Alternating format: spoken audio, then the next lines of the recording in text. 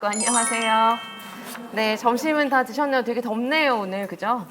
네, 아무튼 오늘 개강하는 날입니다. 그래서 이제 벌써 7월이 되어서 이제 하반기가 되었고, 여러분들 제가 이 강의 이제 안내해드리는 영상 보신 분들도 계시고 아마 그냥 오신 분들도 계시고 하실 텐데, 그때도 말씀드렸지만 이제 하반기에 이제 시간을 어떻게 보낼 것인가가 진짜 중요하니까 여러분들이 개개인마다 필요한 공부들이 조금씩 다르잖아요. 그래서 그거 잘 계획하셔서 아무튼 정말 알찬 하반기를 보내셨으면 좋겠습니다. 그리고 벌써 하반기구나 이런 생각에 좀 불안한 마음도 더 커지실 거고, 여러 가지 뭐 걱정도 되시고 하시겠지만 7월, 8월 요 기간 동안 정말 많은 걸 할 수 있어요. 진짜 많은 공부를 할 수 있으니까 여러분들이 중요한 거는 이제 내가 어떤 부분을 보완해야 될 것인가를 잘 판단하셔서, 이론이 부족하시면 이론을 채우시고, 그리고 기출을 덜 보셨으면은 기출도 제대로 보시고 하는 그런 시간을 좀 가지셨으면 좋겠고, 그래서 이 강의도 우리가 이제 매주 뭐 여러 가지 자료를 가지고 반복적으로 볼 수 있도록 이제 제가 계획을 하고 있는데, 이제 이론적으로도 전체적으로 이제 간단하게 훑어보고, 그리고 이제 아시겠지만 기출 문제를 기반으로 해서 변형 문제를 만든 거니까 이제 다 기출이랑 관련되는 것들을 이제 보시게 될 거예요. 그래서 아무튼 이런 강의 내용도 여러분들이 다시 한번 잘 알아두시고 여러분들의 공부 계획에 최대한 100% 이제 활용을 하셨으면 좋겠습니다. 그래서 이제 알고 오셨겠지만 강의가 어떻게 진행되는지 한 번만 더 간단하게 일정이나 뭐 첨삭 방식이나 이런 거 간단하게 안내해드리고 바로 수업 시작하겠습니다. 자, 그래서 매주 토요일 날 이제 강의 계획서 첫 페이지 잠깐 보시면은요, 매주 토요일 이제 하루 종일 이제 강의를 하게 되는 것이고, 여러분들은 오늘처럼 매주 9시에 오셔서 문제를 푸시는 거예요. 그리고 해설은 12시 30분에 시작을 하는 거니까 여러분들이 이제 시간 활용하셔서 푸시고, 오늘 제가 아침에 말씀드린 것처럼 기출 변형 문제를 우선적으로 푸세요, 항상. 그리고 매주 이제 그 기출 변형 문제 제일 윗단에 이제 첨삭 문항이 제시가 됩니다. 그래서 그 문항은 반드시 첨삭 답안지 따로 나눠 드린 거에 작성하셔서 이제 끝날 때 제출해 주시면 다음 주에 이제 제가 이제 피드백해서 나눠 드릴 거고, 인강 수강하시는 분들도 이제 문제를 보시고 내일 밤으로 되어 있을 거예요. 내일 밤까지 이제 첨삭 게시판에 올려주시면 이제 피드백을 해드립니다. 그래서 아무튼 여러분들 이제 그렇게 문제를 오전에 푸시고, 오후에는 거기 중간에 보시면 이제 강의 구성이라고 되어 있죠. 이게 우리가 이제 앞으로 계속 반복하게 되는 강의의 어떤 구성이라고, 말 그대로 구성이라고 보시면 되겠어요. 그래서 먼저 간단하게 볼 겁니다. 이제 우리가 뭐 이론반처럼 자세하게 이론을 또 볼 시간도 없고 그렇게 할 필요는 없으니까 이제 슬라이드 보면서 간단하게 구조 한번 체크해보고, 그 구조에 따라서 중요한 키워드 여러분들이 이제 계속 이 강의하는 그 해설 강의 시간에도 여러분들 계속 스스로 생각을 하시면서 인출 스스로 머릿속으로 하고 계속 반복하시면서 하셔야 돼요. 그래서 먼저 이제 영역별로 키워드 한번 빠르게 훑어보고요. 그 다음 다시 또 강론 학습지를 드리잖아요. 그래서 그거를 또 같이 볼 거예요. 그래서 그거는 이제 첫 주차는 사실 우리가 오늘 보게 되는 그 영역이 사실 뭐 이론이나 뭐 전략이 많지 않습니다. 거의 용어가 중요하고 기본 개념 바뀌지 않는, 뭐 최신 강론서가 나온다고 해도 크게 바뀔 것이 없는 기본적인 용어나 개념이 대부분이라 그렇게 많지 않은데, 앞으로는 이제 뭐 장애 영역 들어가거나 뭐 다음 주만 해도 행동 지원이나 이런 데는 이제 좀 내용이 좀 많아질 거예요. 그래서 그런 이제 강론 학습지, 뭐 퀴즈라기에는 조금 상세한 내용이 있을 수도 있고요. 아무튼 강론에 나와 있는 걸 기반으로 해서 여러분들이 써보실 수 있도록 한 학습지로 다시 한번 또 반복을 하고, 그리고 기출 변형 문제 보면서 이제 앞에 이론이나 강론 학습지 볼 때는 간단한 이제 이론이나 그 영역이나 테마별 키워드를 본다 생각하시면 되겠고요.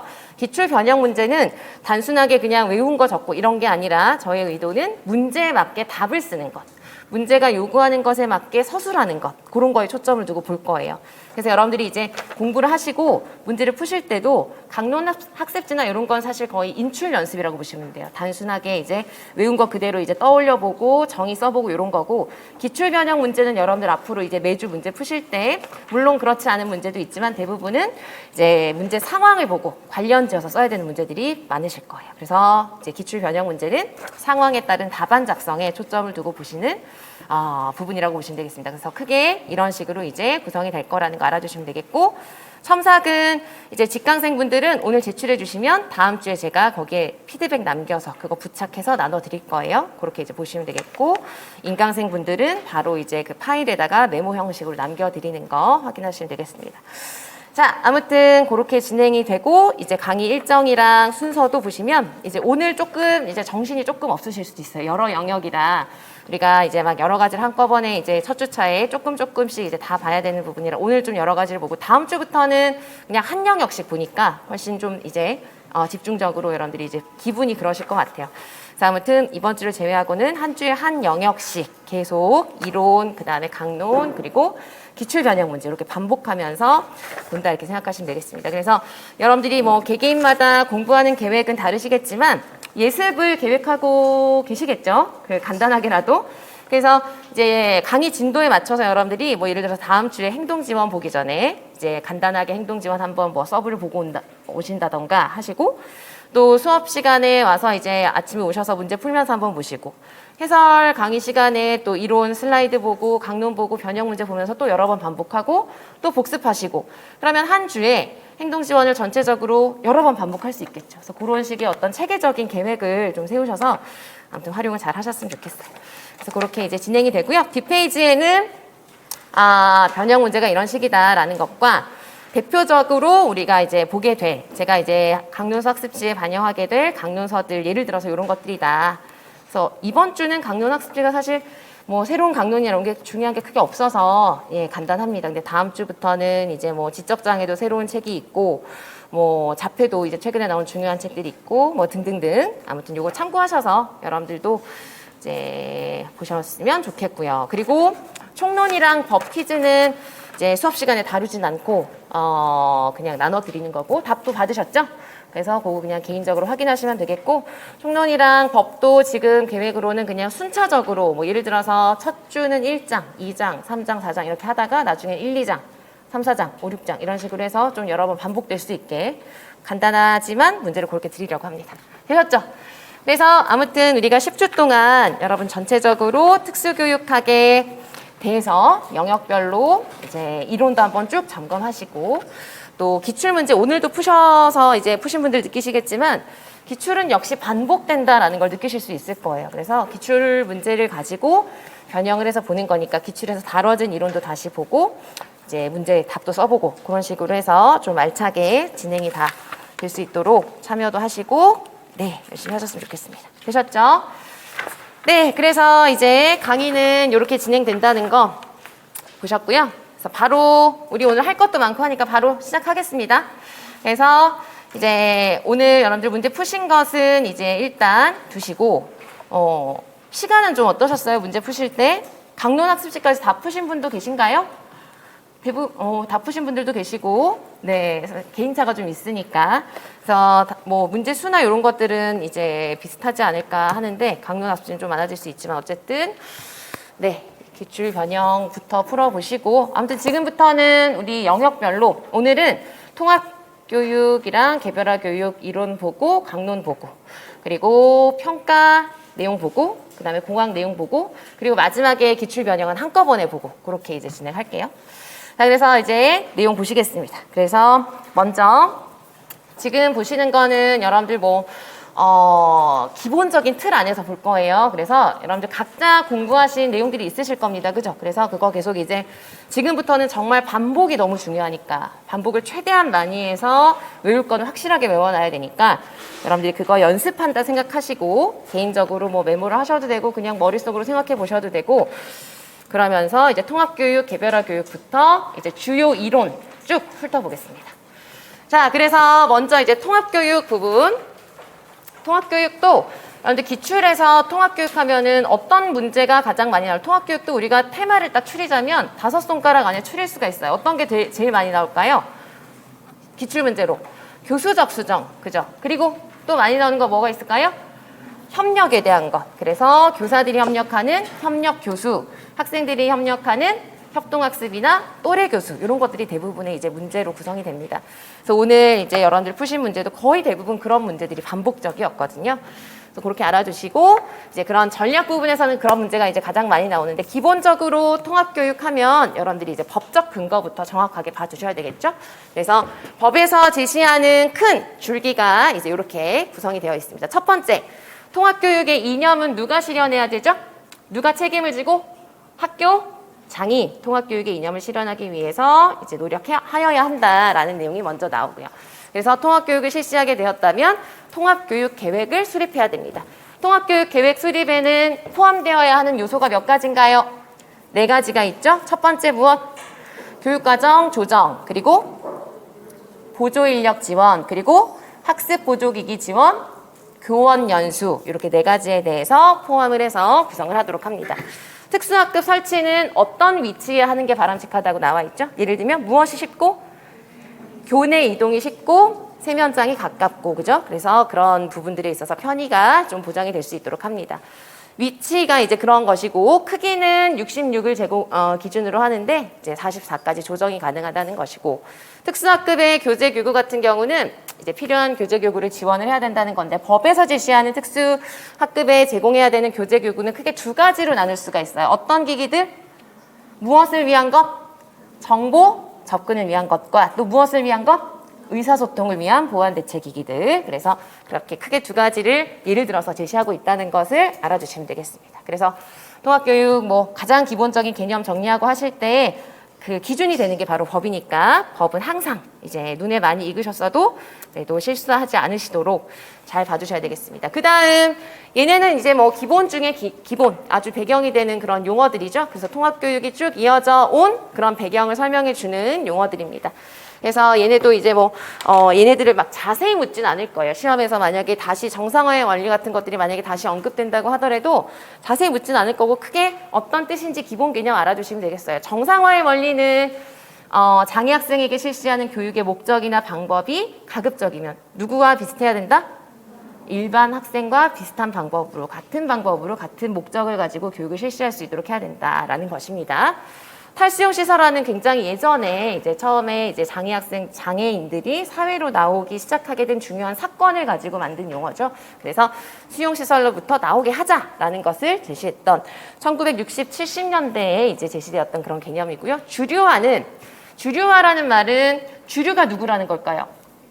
일반이고 특수는 비주류라고 이제 가정을 한 용어가 되겠습니다. 그래서 주류화라고 하는 것은 주류가 아닌 상태에 있는 학생들을 어떻게 하자? 주류화하자, 이런 개념이 되겠어요.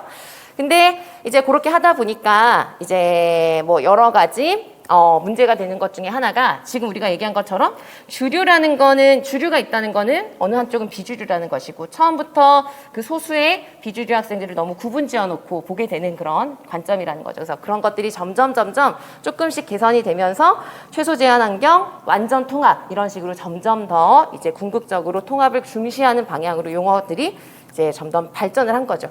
그 중에서 일반 교육 주도는 조금 다른 성격을 가지고 있어요. 일반 교육 주도는 어떤 걸 강조한 용어일까요? 일반 교육 주도는 누가 교육을 주도한다? 일반 교육 부분에서 특수 쪽도 그냥 주도를 하자. 왜? 그렇게 나누어서 하다 보니까 뭐가 떨어지더라? 운영에 있어서 효율성이 떨어지더라. 그래서 그냥 같이 묶어서 일반 교육이 주도하는 방식으로 하자. 그런 용어가 되겠습니다. 그래서 크게 알아주시면 되고, 여러분들 예를 들어서 이거는 이제 간단하게 그 의미를 이제 크게 알아주시면 되는데, 이렇게 5개를 묶고 얘를 하나를 이제 구분을 이렇게 할 수가 있죠. 그래서 이 둘의 차이점은 이제 기본적인 용어의 그런 개념들이니까 알고 계셔야 될 것 같아요. 위에 5개는 왜 묶었고 아래쪽은 뭐 때문에 이제 구분이 됐을까요? 뭐가 차이일까요? 얘랑 큰 차이가 있어요. 위에 있는 거는 이제 통합을 둘 다 통합해야 된다는 용어잖아요. 근데 위에 있는 5개는 처음부터 무엇을 전제한 개념일까요? 분리를 전제하고 이제 통합을 시키자라고 하는 것이고, 그러니까 위에 있는 건 전부 다 무슨 식? 모음식이죠. 처음부터 분리를 시켜놓고 분리된 것을 모으자, 모음식이고, 완전 통합은 처음부터 그냥 나누어서 생각하지 않습니다. 이쪽이 주류다 이런 개념이 전혀 없고 처음부터 그냥 하나로 보는 것이죠. 그래서 무슨 식? 포함식이라고 하죠. 그래서 이런 기본적인 어떤 구조 정도로 이제 여러분들 정리해 주시면 되겠어요. 되셨죠? 자, 그래서 얘네가 이제 통합교육을 설명해주는 배경과 기본 용어들이었습니다. 자, 그 다음은 이제 이론적으로 이제 넘어가서 교수적 수정.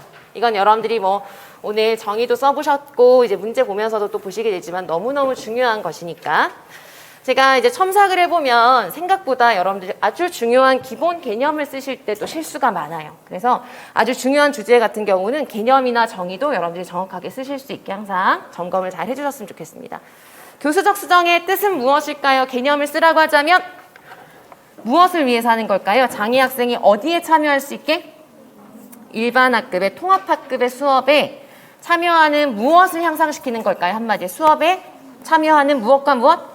양과 질을 모두 향상시키기 위해서 수정이나 조절하는 것을 말한다. 이런 개념이 들어가야 되겠습니다. 그렇죠? 그래서 교수적 수정은 이제 중요한 것이 이미 교육과정이 만들어져 있나요? 만들어져 있지 않나요? 이미 만들어진 일반 교육과정의 기준이 있고 거기에 장애 학생을 참여시키려고 하다 보니까 어려움이 있는 거죠. 그래서 그 어려운 부분이 어떤 부분인가를 파악을 해서 그것을 이제 여러 유형에 따라서 조정을 해서 학생들에게 이제 참여의 기회를 주기, 참여할 수 있도록 하기 위해서 수정하는 것을 말합니다. 그래서 그 수정을 하는 그 유형은 5가지로 나뉘어지고 이건 뭐 너무나 잘 아실 거고요. 그죠? 교수 환경은 다시 어떤 환경으로 나뉘어질까요? 물리적 환경과 사회적 환경으로 나뉘어지고 교수적 집단화에는 어떤 예가 들어가죠? 모든 게 다 들어가. 모든 집단화라고 하는 집단화에 들어가는 모든 방법이 들어갑니다. 그래서 대집단, 전체 수업을 하는 것에서부터 1대1 수업을 하는 것까지 아니면 자습하는 것까지 스스로 하는 것까지 모든 집단에 대한 모든 얘기가 다 들어갈 수가 있어요. 방법에는 다시 3가지가 들어가죠. 방법의 3가지가 무엇일까요? 학생이 참여하는 무엇?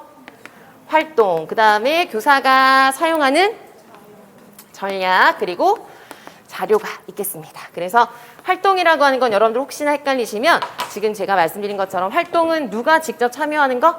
학생이 하게 되는 활동 자체를 구체적으로 바꿔주거나 뭐 쉽게 바꿔주거나 뭐 아니면은 활동 자체를 좀 나눠주거나 이런 것들이 이제 들어가고요. 전략은 교사가 사용하는 모든 전략, 말 그대로 중재들, 전략들, 방법들이 다 들어갑니다. 그리고 자료 같은 경우는 이제 말 그대로 자료 자체를 학생들이 뭐 지각할 수 있고 인식할 수 있고 이제 사용할 수 있도록 바꿔주는 모든 방법들을 다 얘기를 해서 사실 방법 안에 들어가는 특히 전략이나 자료는 되게 유사한 것들이 많아요. 겹치는 게 많고. 그래서 얘네 둘을 막 구분하고 이런 것들은 문제로 나오기도 어렵고 그게 크게 의미가 없을 경우도 많아요. 그러니까 거기에 너무 여러분들이 헷갈리신다고 해서 막 이렇게 집중하실 필요는 없습니다. 되시겠죠? 자, 그 다음 또 중요한 거 여러분들 잘 이해하고 계셔야 되는 게 방법 수정 말고 내용의 수정. 내용의 수정은 무엇을 수정하는 걸까요? 키워드가 뭘까요?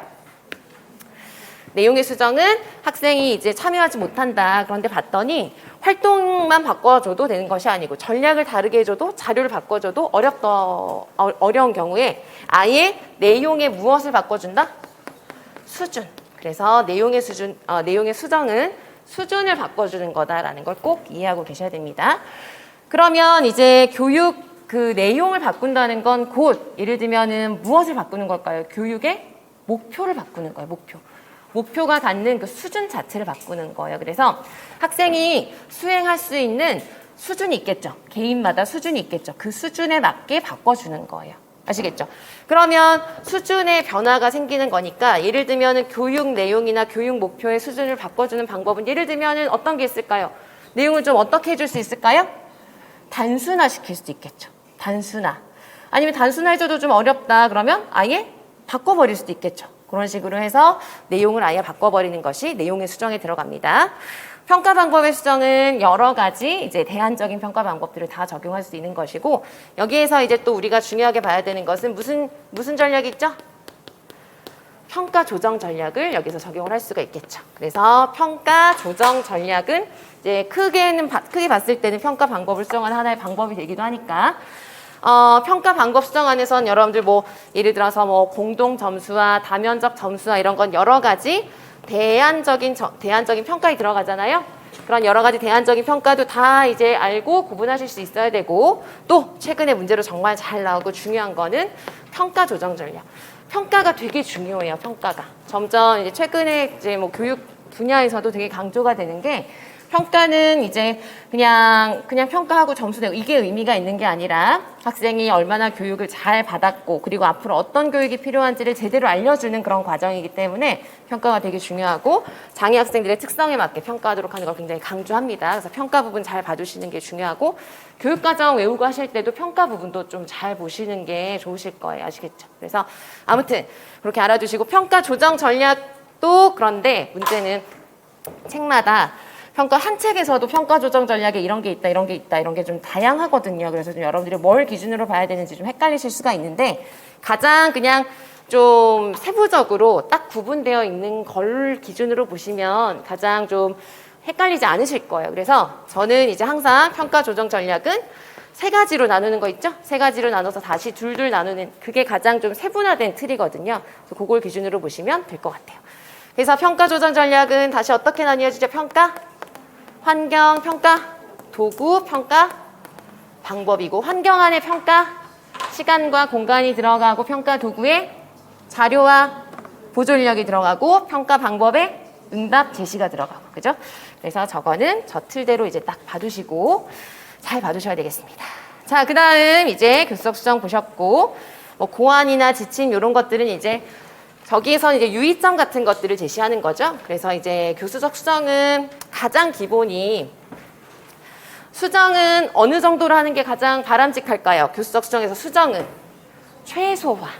그러니까 수정을 많이 한다는 건 그만큼 일반 학생들과 차이가 많아지는 거니까 수정은 최소화하면서 참여를 어떻게 최대화시키자. 이게 항상 기본 원리라고 생각을 하시면 돼요. 그러니까 수정을 최소화하려고 하다 보니까 우리가 앞에서 본 이 유형 중에서 수정을 가장 많이 하는 유형이 뭘까요? 4개, 5개 중에서. 무슨 수정을 하는 게 가장 수정을 많이 하는 게 돼버릴까요? 교수 내용의 수정. 내용을 아예 바꿔버리는 거니까. 그래서 환경만 바꾸거나 그냥 집단화 방법 바꾸고 이런 것들은 그냥 말 그대로 방법을 바꿔주는 거예요. 그러나 아예 내용을 바꿔버리는 게 가장 수정을 많이 하는 것이기 때문에 가장 최후에 나중에 고려해야 되는 그런 유형이다라는 것을 이제 알아두셔야 되겠어요. 그런 이제 내용들이 이제 고안과 지침 부분에 이제 나와 있죠. 자, 그런 기본적인 전제사항이나 원리를 이해하시면 되겠고요. 그 다음은 교수성의 절차. 요거는 한번 예전에 거의 10년 전에 기출로 한번 나온 적이 있긴 합니다. 그런데 교수성은 워낙 기본적으로 중요한 개념이니까 예전 문제로 나온 거긴 하지만 이제 알고 계셔야 되겠어요. 그래서 오늘 써보시는 문제도 있었어요. 그죠? 이것도 그냥 머릿속으로 한번 훑어보겠습니다. 첫 번째, 교수성을 할 때 제일 먼저 해야 되는 게 뭘까요? 누구의? 개별 학생의 개별화된 교육 목표를 검토를 하는 거예요. 그래서 개별화된 목표가 IEP에 제시된 목표가 무엇이냐라는 걸 보고 두 번째 무엇을 선택해야 될까요? 어떤 교과에 대해서 할까? 교수적 수정을 만약에 한다고 해서 모든 교과에 대해서 다 해야 되는 게 아니죠. 필요한 교과가 뭘까? 교과 선택을 합니다. 그 다음 세 번째 단계는 무슨 정보 수집, 뭐에 대한 정보 수집을 할까요? 일반 학급의 환경에 대한 정보 수집을 하고요. 그 다음 네 번째는 우리가 예를 들어 사회교과를 선택했다. 그럼 네 번째 단계는 사회교과 시간에 그 학생의 어떤 내용을 평가할까요? 사회 시간에 학업 수행은 어떤지, 사회 시간에 행동 특성은 없는지에 대해서 평가를 하고 그런 다음은 사회교과를 만약에 선택을 했다면 이 A 학생의 사회교과에 대한 개별화된 학습 목표가 뭘까라는 윤곽을 잡고 그런 다음에 이제 뭘 결정해야 될까요? 교수성을 한다고 해서 우리가 본 모든 유형에 대해서 다 해야 되는 건 아니죠. 필요한 유형, 어떤 유형에 대해서 수정을 할 것인지 결정하고 고안하고 실행하고 평가하고 아시죠? 그래서 이제 그 절차도 기본적으로 이제 빠짐없이 항상 보시기 바랍니다. 그리고 여기는 이제 용어 정리한 겁니다. 수정과 조절이라고 만약에 구분을 한다면 수정이 훨씬 더 이제 더 많은 변화가 있는 것을 의미하는 용어이죠. 그래서 교수적 수정 보셨고요. 자, 그 다음 이제 통합에서 또 중요한 게 협력이죠. 협력이 너무너무 중요한 그런 개념이 되겠습니다. 그래서 협력은 우선 이제 뭐 구성원의 역할 저런 것들은 이제 나중에 뭐 전체적으로 보실 때 읽어보시면 되는 부분이고 팀 모델, 저기도 문제로 되게 많이 나오죠. 팀 모델은 그리고 통합에서 나오기도 하지만 장애 영역별로 볼 때는 어디에서 되게 많이 나오죠, 여러분? 지체 중복에서. 왜냐하면은 지체 중복일 경우에 아무래도 한 학생이 필요로 하는 전문 영역들이 되게 다양한 거예요. 뭐 물리치료도 있고 신체적인 것도 있고 언어도 있고 다양하다 보니까 지체 중복 장애 학생을 대상으로 팀 모델이 되게 많이 이제 나오죠. 그래서 그런 것도 참고로 알아두시고 간단하게 이제 키워드만 짚어볼까요? 모두 다 한 학생을 중심으로 해서 여러 전문적인 영역에 도움이 필요한 상황인 것은 맞지만 다학문적인 팀이려면은 가장 중요한 단서 뭐가 있어야 아 이건 다학문적이다 이럴 수 있을까요? 한 학생을 중심으로 여러 전문가가 뭔가 중재를 하고 있지만 이 전문가들이 서로 어떤 상태예요? 굉장히 독립적인 상태. 그냥 알아서 하는 거예요. 알아서. 그냥 학생 입장에서 다양한 전문 영역으로부터 지원을 받는다는 것 뿐이지 전문가들끼리는 교류가 없다고 생각을 하시면 돼요. 아시겠죠? 독립적이다. 그러나 간학문으로 가면은 그 독립적인 활동을 독립적으로 하긴 하지만 서로 뭐가 존재하죠? 의사소통이 존재하는데 그것도 굉장히 협력적이라기보다는 좀 어떤 의사소통? 뭐 어떤 표현을 하죠? 공식적인. 예를 들어서 그냥 의례적으로 공식적으로 정보 교환을 한다던가 이런 과정들이 기본적으로 이제 포함되어 있는 것이 간학문적인 팀이 되겠습니다. 그리고 초학문적인 건 이제 가장 바람직하면서도 가장 협력의 정도가 강한 것이어서 초학문적 팀으로 활동을 한다면 무슨 단계부터 팀이 같이 협력을 해야 될까요? 진단에서부터 진단을 했으니까 교육 계획을 하겠죠. 중재를 하겠죠. 다시 평가를 하죠. 모든 과정을 팀 구성원이 함께 협력을 해서 하는 거예요.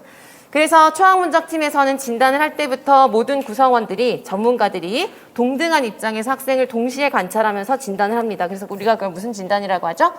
원형 진단이라고 하고 원형 진단을 해서 우리가 이 학생에게는 이렇게 해야 되겠다라는 이제 계획을 협력적으로 하고요. 계획을 해서 중재를 할 때 초학문적 모델은 이제 여러 전문가가 있을 때 동시에 중재를 할 수 없으니까 그 중재를 해주는 대표자가 있습니다. 그죠? 그래서 책임자가 있고 주책임자가 있고 그 사람이 이제 예를 들어서 특수교사가 언어치료랑 관련된 어떤 중재를 해야 돼요. 그러면은 특수교사가 전문가가 아니니까 언어치료사로부터 지식과 기술을 좀 배워야 되겠죠. 그런 과정을 우리가 또 뭐라고 하죠? 역할 양도, 역할 이양 이런 식으로 이제 용어로 표현을 합니다. 그래서 그런 개념들이 들어가 있으면 초학문적 팀이구나, 이렇게 모델이구나, 이렇게 알아두시면 되겠어요. 아무튼 저기도 어렵진 않지만 굉장히 중요한 부분이니까 여러분들 정확하게 봐두셔야 되겠고요. 그 다음 이제 협력에서 교사들의 어떤 협력을 의미하는 협력 교수. 협력 교수도 여러분들 최근에 문제로 계속 나오거든요. 그리고 예전 기출을 보면 협력 교수에 대해서 뭐 그냥 각각의 특징을, 장단점을 알고 각각을 구분할 수 있었으면 되는데 최근의 문제들은 다 어떻게 문제에서 쓰도록 하죠? 비교해서. 얘랑 비교를 이런 측면에서 해. 이런 식으로 문제가 많이 나옵니다. 근데 그런 문제들은 여러분 뭐 강론서에서 평행교수랑 스테이션은 이런 점에서 달라 이렇게 정리해주지 않거든요. 각각을 여러분들이 알아주시고 쓰실 수 있어야 돼요. 그러니까 각각에 대해서 우선 기본적으로 잘 알아주시고 잘 이해를 하시고 외우셔야 그런 문제가 주어졌을 때 적용을 해서 푸실 수가 있겠죠. 자, 그래서 협력 교수도 이제 뭐 여러 가지 내용들이 있지만 제일 중요한 건 각 협력 교수가 얘는 대안 교수다, 얘는 평행 교수다라고 할 수 있는 가장 핵심이 뭐냐를 알고 계셔야 되겠어요. 대안 교수는 제일 중요한 거 뭐가 있어야, 어떤 내용이 있어야 이거 대안 교수다라고 할 수 있을까요? 우선 집단을 어떻게 하죠? 집단 구성을 대집단과 소집단으로 구성을 하고 또 중요한 거는 대집단과 소집단을 두 교사가 어떻게 맡을까요? 한 집단씩 맡는 거죠. 그래서 대집단을 맡은 교사가 전체 수업을 하고 소집단은 어떤 수업을 제공해 주는 걸까요? 심화 보충 수업을 제공하는 것입니다. 그래서 하나의 내용으로 수업을 하는데 그 내용에 대해서 심화학습이나 보충학습이 필요한 학생들을 소집단에다가 배치를 해놓고 그 학생을 한 교사가 맡아주는 것이죠. 여기에서 이제 또 최근에 문제가 나오고 해서 제가 또 첨삭하고 상담하고 하면서 보니까 많이들 헷갈려 하시는 게 하나가 있어서 미리 말씀을 드리면 대안 교수는 이제 한 수업 내에서 이번 국어 시간에 대안 교수를 하기로 했어요. 만약에. 그러면 이번 한 수업 시간에 적용하는 대안 교수의 소집단에 들어가는 학생들은 고정되어 있나요? 고정되어 있지 않나요? 한 수업 안에서 그 소집단에 들어간 학생들은 고정되어 있나요? 고정되어 있지 않나요? 고정되어 있어요. 그게 특징이에요. 그래서 한 수업에 그 소집단에 들어간 학생은 얘가 심화 보충 수업이 필요하니까 이번 시간에 소집단 학생들이야 이렇게 정해놔요. 아시겠죠? 그게 특징이죠? 그런데 그 대안 교수를 반복적으로 만약에 실시를 할 때 소집단에 아무래도 국어 시간, 수학 시간 뭐 하다 보면 도움을 필요로 하는 학생은 자꾸 반복적으로 배치가 될 수 있겠죠. 그래서 그 소집단이 이제 반복적으로 이제 대안 교수를 할 때 소집단에 포함되는 학생이 반복적으로 똑같은 학생이 배치가 되면 그때 어떤 문제가 생길 수 있다? 낙인, 분리, 편견 이런 문제가 생기는 거죠. 그래서 그때 이제 교사가 유의를 해야 되는 것이 대안 교수를 반복적으로 해서 소집단 구성을 반복적으로 해야 할 때 유의할 점 뭘까요? 소집단에 포함된 학생을 자주 교체해 주어야 한다. 이게 이제 문제로 나왔었던 거죠. 아시겠죠? 네, 그래서 이제 대안 교수는 고정화되는 걸 주의하라고 했는데 고정되는 거 아니지 않나 이렇게 또 잘못 생각하시기도 하더라고요. 그래서 한 수업 내에서 소집단에 들어간 학생들은 고정되어 있습니다. 그게 바로 이 중에서 어떤 교수랑의 차이점으로도 설명이 될 수 있을까요? 교수 보조. 그죠? 교수 보조는 또 일부 학생들에게 필요한 보조나 지원을 제공하지만 그 한 수업 내에서 도움을 받는 학생들이 정해져 있나요? 정해져 있지 않나요? 정해져 있지 않거든요. 적재적소에. 아시겠죠? 그게 차이가 되겠습니다. 자, 스테이션은 아시겠지만 여러 스테이션으로 나누고 또 스테이션은 제일 중요한 게 뭐냐? 스테이션마다 다루는 내용이 어때요? 다른 내용. 그러니까 각 교사가 맡는 내용도 같은 내용인가요? 다른 내용인가요? 다른 내용이죠. 그게 가장 중요한 것이고 스테이션은 학생들이 모든 스테이션을 다 돌아야 이제 한 수업이 이제 마무리가 되는 것이죠. 그게 이제 특징이고 그러다 보니까 스테이션이랑 평행 교수의 차이점을 내용 측면에서 쓰라고 한다면 스테이션은 각 교사가 같은 내용이 아니라 다른 내용을 맡게 되지만 평행 교수는 어떻다? 각 교사가 각 집단의 동일한 내용을 지도하게 된다는 거. 이게 가장 중요한 특징이 되겠습니다. 되시겠죠? 자, 그 다음 팀티칭은 이제 아시겠지만 두 교사가 협력해서 한 내용을 전체 집단을 대상으로 함께 지도를 하는 겁니다. 그러니까 이 중에서 가장 협력과 기술과 노력과 뭐 이런 계획이 가장 많이 필요한 게 바로 팀티칭이 되겠죠. 단순하게 역할 분담만 하는 것으로 끝나지 않게 주의를 해야 되는 것도 팀티칭이 되겠습니다. 그래서 아무튼 이런 내용들을 여러분들 이제 보시면서 구분하는 포인트가 뭔지 정확하게 내가 이해하고 있는지 점검하셔야 되고요. 각 협력 교수의 장단점 이런 것들도 잘 정리하셔야 됩니다. 좀 구체적인 내용 우리가 문제 보면서 반복하게 되니까 그때 또 보도록 하겠습니다. 자, 그 다음 통합에서 이제 마지막으로 사회적 통합 부분인데 이게 바로 이제 학생들의 협력 부분을 다루는 것이고 이걸 이제 뭐 특수아동 교육, 이소연 교수님 개론서나 이런 데 보면은 그런 주제를 사회적인 통합이라는 주제로 설명을 하고 있어요.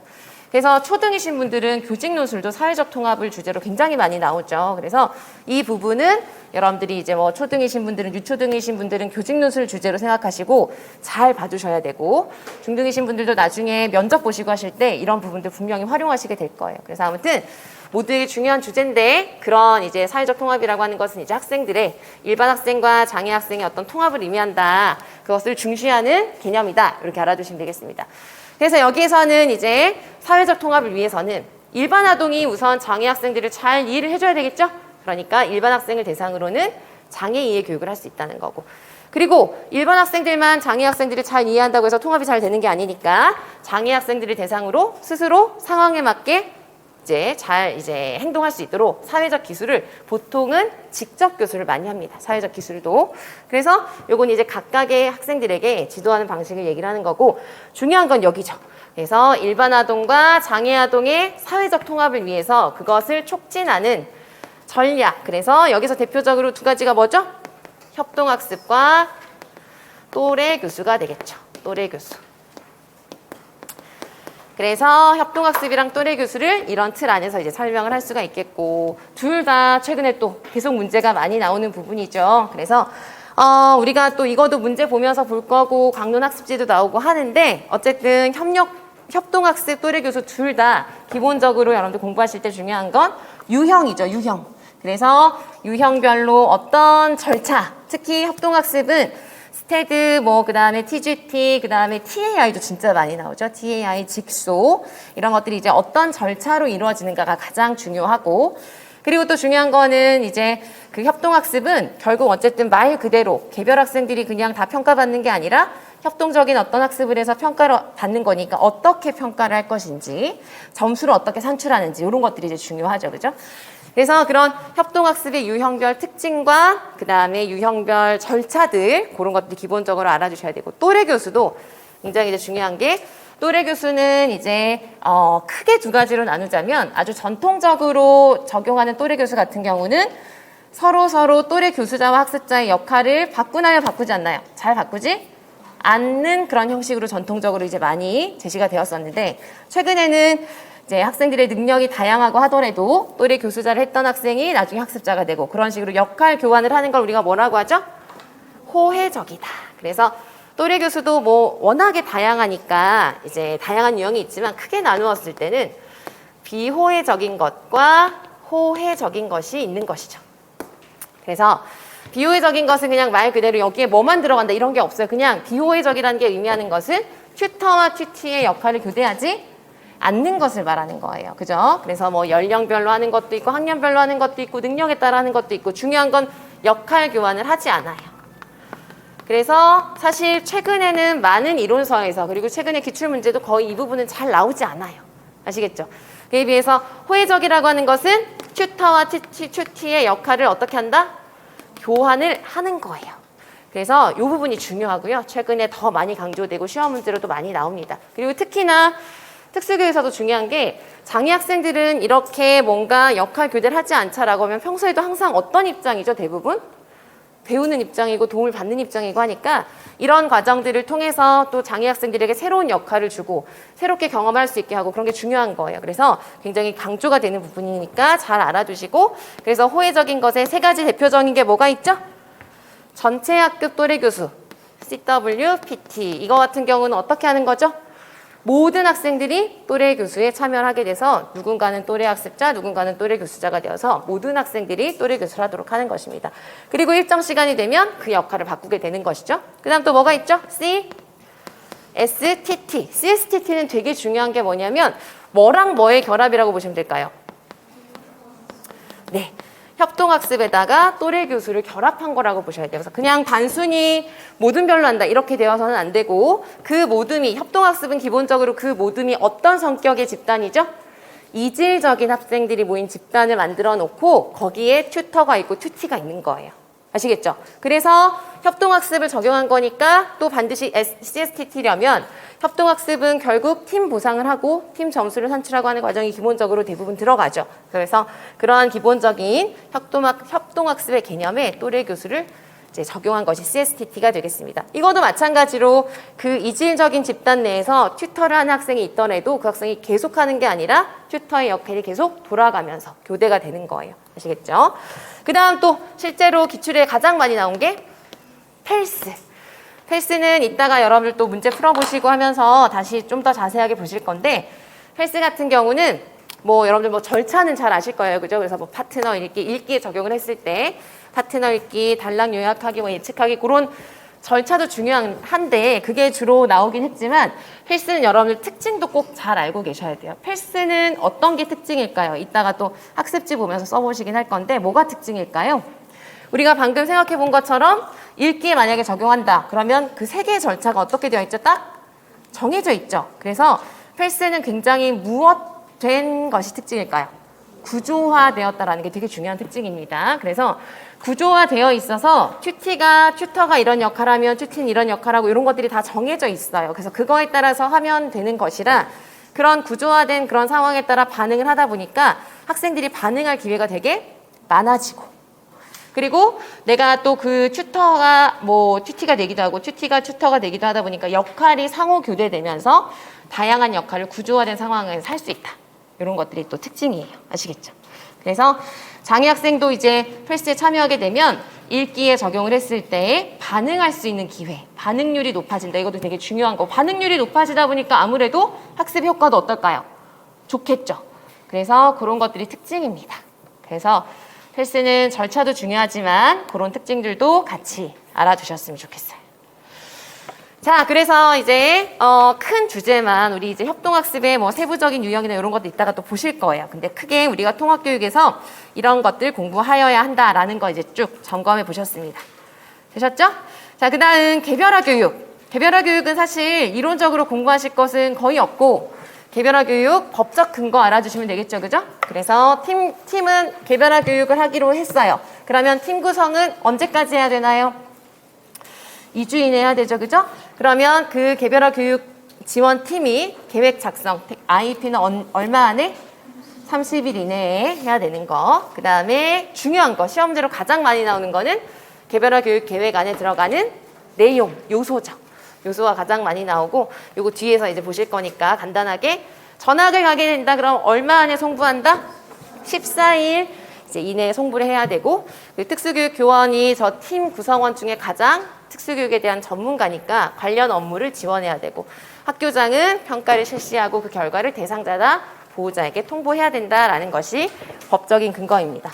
그래서 문제로 가장 많이 나오는 거는 개별화 계획을 이렇게 주고 저기에서 빠진 요소가 뭐냐, 뭐 나와 있는 요소가 뭐냐 이런 것들이 이제 묻죠. 그래서 구성 요소 이걸 정확하게 외우고 계셔야 됩니다. 그래서 인적사항, 현재학습 수행 수준, 교육 목표, 내용 방법, 평가 계획, 특수교육 관련 서비스 이거 정확하게 외워주시고 또 개별화 교육 계획에서 문제로 정말 많이 나오는 게 뭘까요? 이 요소 중에 무슨 요소에 대한 게 가장 많이 나올까요? 목표에 대한 거. 왜냐 목표는 어떻게 작성해야 되죠? 명확하게 구체적으로 써야 되고 이 교육 목표 안에 포함되어야 하는 요소가 몇 가지? 3가지. 그래서 이제 그 목표를 수행해야 되는 무엇? 상황, 조건, 그 다음에 행동, 그리고 수락 기준. 그렇게 3가지 요소를 묻는 문제가 또 굉장히 잘 나오죠. 그래서 그렇게 알아두시면 되겠어요. 그래서 개별화 교육 계획은 우선 법에 나와 있는 근거 알아두시고요. 그 다음 그리고 이 요소에 대해서 정확하게 알아두시고 요소 중에서 목표랑 관련해서 이제 저런 내용들이 나온다는 거. 또 하나 이제 지금은 슬라이드는 없지만 또 하나 진짜 많이 나오는 게 뭐가 있냐면 우리가 개별화 교육 계획을 세우려면 뭘 수집해야 될까요? 정보 수집을 해야 되죠. 그러면 학생에 대해서 학생에게 어떤 교육을 할지에 대해서 정보 수집을 하려고 하다 보니까 어떤 방법으로 수집을 할 수 있을까요? 학생 우선 보고 뭐 검사지도 해보고 면담도 하고 하겠죠. 그래서 그런 걸 주제로 문제가 여러 번 나왔어요. 그래서 뭐가 주제, 그러니까 어떤 항목이 되게 많이 나오냐면 예를 들어서 IEP를 뭐 세우기 위해 개별화 교육 계획을 하기 위해서 표준화 검사 도구를 주로 사용하여서 뭐 정보를 수집했다. 그러면 OX로 하자면 O일까요? X일까요? X가 되는 거고 그거에 대한 이유를 쓰라는 문제가 여러 차례 나왔죠. 그러면 이유를 쓰라고 한다면 왜 표준화된 검사 도구를 주로 사용하면은 안 될까요? 뭐라고 써야 될까요? 표준화된 검사 도구는 어디에 필요한? 개별화 교육 계획에 필요한 또는 학생의 교육적인 요구를 파악하기 위해서 구체적인 정보를 준다 못 준다? 주지 못한다. 이런 것들이 이제 써야 되는 그런 방향으로 문제가 여러 번 나왔었어요. 그래서 그 정도로 알아주시면 개별화 교육 계획은 충분합니다. 아시겠죠? 공부하실 때. 자, 그래서 그 정도로 보시고 여기까지 보시고요. 5분만 있다가 강론학습지 볼게요.